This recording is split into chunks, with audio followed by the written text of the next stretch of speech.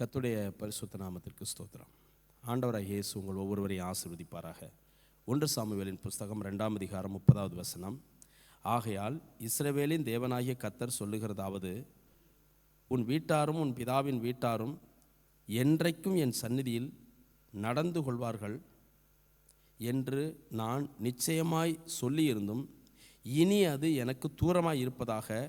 என்னை கனம் பண்ணுகிறவர்களை நான் கனம் பண்ணுவேன், என்னை அசட்டை பண்ணுகிறவர்கள் கனவீனப்படுவார்கள் என்று கர்த்தர் சொல்லுகிறார் அப்படிங்கிற வார்த்தையை நாம் வாசிக்கிறோம்.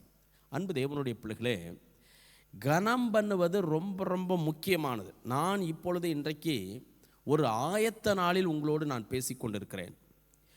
நீங்கள் இந்த உலகத்தில் வாழும் பொழுது பல்வேறு விதமான விஷயங்கள் நமக்கு வருகின்றன. நெருக்கம் இருக்கிறது, போராட்டம் இருக்கிறது, எத்தனையோ விஷயங்கள் இருக்கின்றன. ஆனால் ஆண்டவரை கனம் பண்ணுவதில் எந்த விதத்திலும் நீங்கள் தொய்வுபட்டு போகக்கூடாது என்பது தேவனுடைய பிள்ளைகளே. ஏன்னா எல்லாவற்றையும் நமக்கு கொடுத்து வாழ வைக்கிறவர் நம்முடைய ஆண்டவர். அவரை விட்டு, அவரை வெறுத்து அல்லது அவரை ஒதுக்கி அவருக்கு மேலே ஒரு விஷயத்தை நீங்கள் செய்யணும்னு விரும்பி செய்யும் பொழுது எந்த விஷயமும் வாய்க்காமல் போகும் ஒன்று, அல்லது வாய்க்கிற எல்லாமே உங்களுக்கு பின்னாளில் மிகவும் கனவீனப்படுத்தின அதாவது அசட்டை பண்ணின ஒரே காரணத்தினால கனவீனப்பட்டு போவீர்கள். இதை நான் உங்களுக்கு பயமுறுத்தும்படி சொல்லவில்லை, அன்பாய் சொல்லுகிறேன். ஆராதனை நாளிலே, ஓய்வு நாளிலே மகிழ்ச்சியாய் கர்த்தரை ஆராதிப்பதற்கு முதலிடம் கொடுங்கள். ஆலயத்துக்கு முக்கியத்துவம் கொடுங்க. ஆண்டவருடைய வார்த்தையை கைகொள்வதற்கு மிகவும் ஜாக்கிரதையாக கவனமாக இருங்க. ஆராதனை நேரம் என்னவோ அதுக்கு முன்னாடி போங்க ஆலயத்துக்கு. ஆராதனை முடிந்த பிறகு ஆண்டவருடைய சந்நிதியில் இருந்து ஒருவரை ஒருவர் பார்த்து விசாரித்து அதற்கு பிறகு நீங்கள் புறப்படுங்கள்.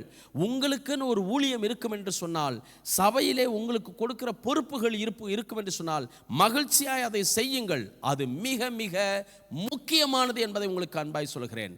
ஆகவே என்னை கனம் பண்ணுகிறவர்களை நான் கனம் பண்ணுவேன். எஸ், நிச்சயமாய் கர்த்தரதை உங்களுக்கு செய்வார். என்னை அசட்டை பண்ணுகிறவர்கள் கனவீனப்படுவார்கள். அதை மறந்து விடாதபடிக்கு வாழ்க்கையிலே கர்த்தரை கனம் பண்ணுங்கள், ஆலயத்தை முக்கியப்படுத்துங்கள், ஆண்டவரை ஆராதியுங்கள். ஆண்டவர் கொடுக்கிற வார்த்தையை சந்தோஷமாய் கவனித்து கேட்டு உங்கள் வாழ்க்கையில் ஆசீர்வதிக்கப்படுங்கள். தேவனுக்குரியதை தேவனுக்கு செலுத்துங்கள். உங்கள் ஒவ்வொருவரையும் ஆண்டவர் ஆசீர்வதித்து மகிமைப்படுத்துவார். நாளைய நாள் நமக்கு ஆராதனை நாளாக, பரிசுத்த ஓய்வு நாளாக இருக்கிற காரணத்தினால் சரியாக அதை கனம் பண்ணி நீங்கள் செய்யுங்கள். நிச்சயமாகவே அதற்குரிய பலனை உங்களுக்கு நிறைவாய் தந்து கர்த்தர் உங்களை ஆசீர்வதிப்பார், மேன்மையாக வைப்பார். கர்த்தர் உங்களை ஆசீர்வதிப்பாராக. கர்த்தருக்கு ஸ்தோத்திரம். Praise the lord. God bless you. Amen.